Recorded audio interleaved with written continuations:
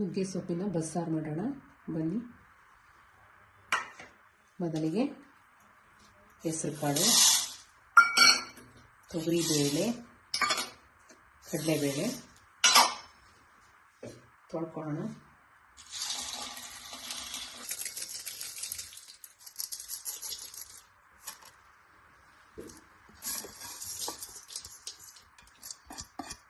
ಕಾಳು ಬೇಳೆ ಬೇಯಿಸ್ಕೊಳ್ಳೋಣ.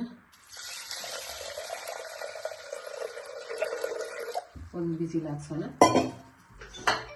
ನುಗ್ಗಬೇಕು, ಬೇಳೆ ಕಾಳು ಎಲ್ಲ ಇಷ್ಟು ಬೇಯಬೇಕು. ಇದಕ್ಕಿಂತ ಜಾಸ್ತಿ ಬೇಯಿಸಿದ್ರೆ ಕದರ್ಕೊಂಡು ಹೋಗುತ್ತೆ. ಸೊಪ್ಪೆಲ್ಲ ಬೇಯಬೇಕಲ್ಲ. ಈಗ ನುಗ್ಗೆ ಸೊಪ್ಪು ಹಾಕೋಣ.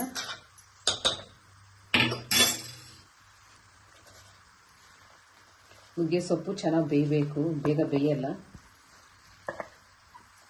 ಮತ್ತು ತುಂಬ ಒಳ್ಳೆಯದಿದೆ ಹೆಲ್ತಿಗೆ, ಶುಗರ್ ಪೇಷಂಟಿಗೆ, ಬಾಣಂತಿಯರಿಗೆ ಎಲ್ಲರಿಗೂ ತುಂಬ ಒಳ್ಳೆಯದು, ಮಕ್ಕಳಿಗೆ. ನುಗ್ಗೆ ಸೊಪ್ಪಿನ ಸಾಂಬಾರು, ನುಗ್ಗೆ ಸೊಪ್ಪಿನ ಪಲ್ಯ, ನುಗ್ಗೆ ಸೊಪ್ಪಿನ ಮಸೊಪ್ಪು ಸಾರು, ಇದರಲ್ಲೆಲ್ಲ ಮಾಡ್ಬೋದು, ಚೆನ್ನಾಗಿರುತ್ತೆ. ಉಪ್ಪು ಹಾಕೋಣ. ಪ್ಲೇಟ್ ಮುಚ್ಚಿ ಬೇಯಿಸ್ಬೇಡಿ, ನುಗ್ಗೆ ಸೊಪ್ಪಿನ ಮಾತ್ರ. ನುಗ್ಗೆ ಸೊಪ್ಪನ್ನ ಪ್ಲೇಟ್ ಮುಚ್ಚಿ ಬೇಯಿಸಿದರೆ ಕಹಿ ಕಹಿ ಆಗುತ್ತೆ ಸಾಂಬಾರು, ಬಸ್ಸಾರು, ತಿಳಿಸಾರು. ಅದಕ್ಕೋಸ್ಕರ ಪ್ಲೇಟ್ ಮುಚ್ಚಬಾರ್ದು, ಹೀಗೇನೆ ಬೇಯಿಸ್ಬೇಕು. ಆಗಿದೆ, ಈಗ ಬಸಿಯೋಣ. ಸೊಪ್ಪು ಬಸ್ತಾಕೋಣ.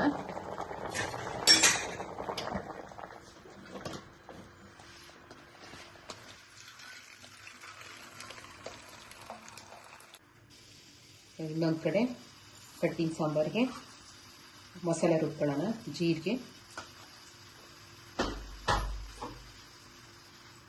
ಕೊಬ್ಬರಿ, ಕೊತ್ತಂಬರಿ ಸೊಪ್ಪು, ಈರುಳ್ಳಿ, ಬೆಳ್ಳುಳ್ಳಿ, ಜೀರಿಗೆ ಹಾಕ್ತೆ, ಹುಣಸೆ ಹಣ್ಣು,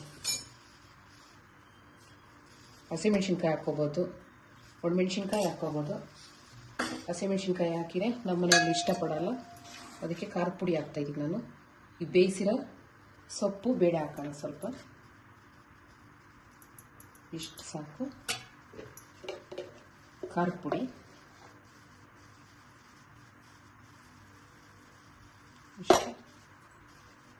ಇಷ್ಟು ಈಗ ರುಬ್ಕೊಂಬರ್ತೀನಿ. ಸೊಪ್ಪು ಬೇಳೆನ ಈ ಥರ ಹಿಂಡಬೇಕು. ಹಿಂಡಿದ್ರೆ ಅದರಲ್ಲಿರೋ ಕಟ್ಟೆಲ್ಲ ಈಚೆ ಬರುತ್ತೆ, ಆವಾಗ ಟೇಸ್ಟಿಯಾಗಿರುತ್ತೆ. ನಾವೀಗ ಒಗ್ಗರಣೆ ಹಾಕ್ತೀವಲ್ಲ ಆವಾಗ ಚೆನ್ನಾಗಿರುತ್ತೆ. ಇದ್ರ ಜೊತೆಗೆ ಮೊಳಕೆ ಹುರುಳಿಕಾಳು ಇರುತ್ತಲ್ಲ, ಅದನ್ನು ಹಾಕ್ಕೋಬೋದು, ಚೆನ್ನಾಗಿರುತ್ತೆ. ನಮ್ಮ ಮನೆಯಲ್ಲಿ ಇರಲಿಲ್ಲ, ನಾನು ಹಾಕಿಲ್ಲ, ನೀವು ಹಾಕ್ಕೋಬೋದು. ಓಕೆ, ಇದನ್ನು ರೆಡಿ ಮಾಡ್ಕೊತೀನಿ. ಇನ್ನೊಂದು ಕಡೆ ಪಾತ್ರೆ ಇಟ್ಕೊಂಡು ಪಲ್ಯಕ್ಕೆ ಒಗ್ಗರಣೆ ಮಾಡ್ಕೊಳ್ಳೋಣ.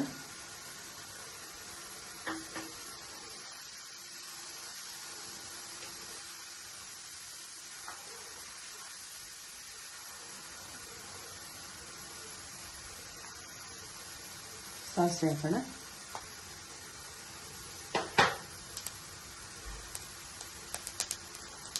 ಹಸಿಮೆಣಸಿನ್ಕಾಯಿ,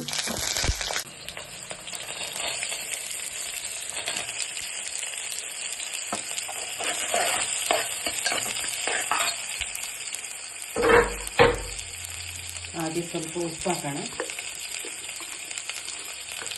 ಕಾಳು ಬೇಳೆಗೆ ಹಾಕಿರ್ತೀವಿ, ಈಗ ಸ್ವಲ್ಪ ಈರುಳ್ಳಿಗೆ ಒಗ್ಗರಣೆಗೆ ಚೂರು ಸಾಕು. ಸೊಪ್ಪು ಹಾಕೋಣ.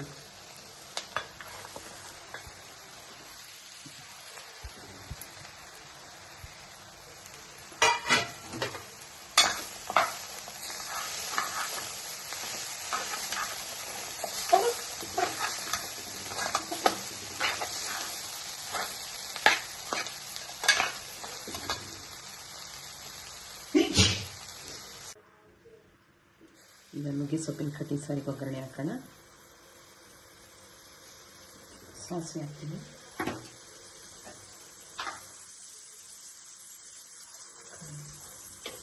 ಎಣ್ಣೆಕಾಯಿ ಸ್ವಲ್ಪ,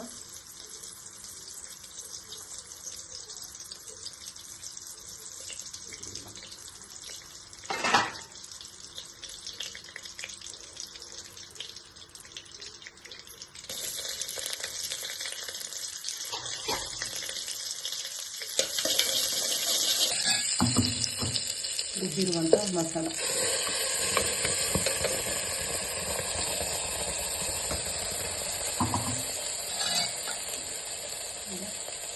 ಸೊಪ್ಪು ಕಾಳಿಂದ ಬೇರ್ಪಡಿಸಿದ್ದ ಕಟ್ಟೆ.